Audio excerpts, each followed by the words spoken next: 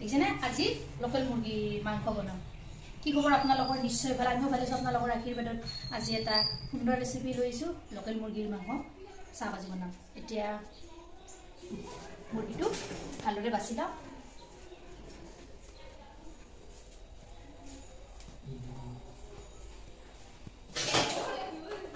এখন লৈ লৈছো লৈ ইয়াতে থৈ দিছো এতিয়া গুঠি এখনৰে মুৰ্গীটো বাছি লওঁ এতিয়া মই মাংসখিনি ভালদৰে বাছি ললে চাওঁ মাংসখিনি ভালদৰে বাছি ধুই পৰিষ্কাৰ কৰি ললো আজি মাংস বনাম ইয়াৰ কাৰণে চাওক এটা ডাঙৰ পিয়াজ এনেদৰে কাটি লৈছো যদি সৰু হয় আপোনালোকে তিনিটা দিব আৰু ইফালে লৈছো লং ইলাচি দালচেনি এয়া পেষ্ট লৈছো আদা নহৰু জলকীয়া আৰু জিৰাৰ আৰু এইফালে লৈ লৈছো ইয়া দিছেনে ই আছে ওলকবি দি দিছো দুটা আৰু আলু দিছো দুটা চাই থকা ভিডিওটো সম্পূৰ্ণভাৱে আৰু স্কিপ নকৰাকৈ অলৰেডি কেৰাহীটো মই গৰম হ'বলৈ দিছো তেলখিনি গৰম হৈছে এয়া দি দিছো মই গৰম মছলাখিনি তাৰপিছত এয়া দিছো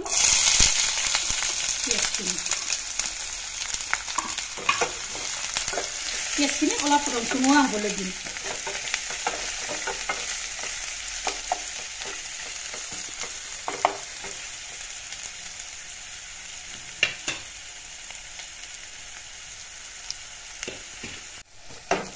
পিঁয়াজখিনি অলপ নৰম কৰি ললো তাৰপিছত এয়া দি দিলো মাংসখিনি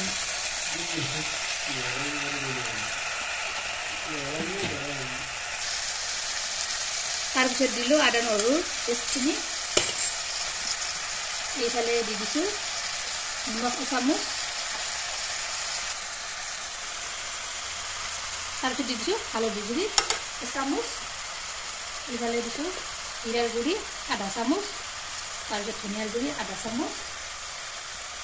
জলকীয়াৰ গুড়ি দিছো আধা চামুচ যদি বেছি জ্বলা হয় আপোনালোকে এচামুচ দি দিব এইখিনি তল ওপৰ কৰি এনেদৰে লৰাই দিম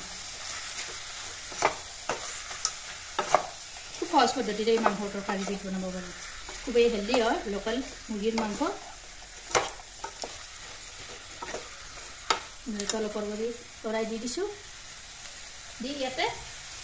ঢাকনিখন মই লগাই থৈ দিম কিছু সময় যোৱাৰ পিছত এই ঢাকনিখন মই গুচাই দিলোঁ এইখিনি এনেদৰে তল ওপৰ কৰি এফালৰ পৰা লৰাই দি দিলোঁ মাংসৰ পৰা এয়া তেল ওলাব ধৰিছোঁ এতিয়া কি কৰিম অলপ পানী এড কৰি দিম এইখিনি পানী এড কৰি দি দিলোঁ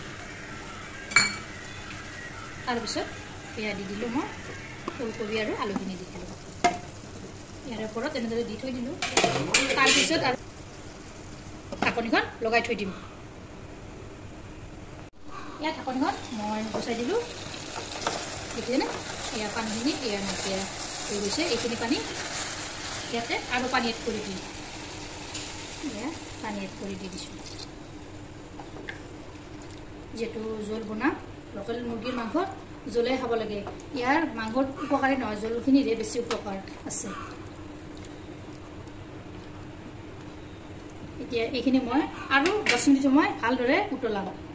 ঢাকনিখন পুনৰ লগাই থৈ দিলোঁ এয়া কিছু সময় যোৱাৰ পিছত ঢাকনিখন গুচাই দিলোঁ দেখিছেনে ফককৈ এয়া উতলিব ধৰিছে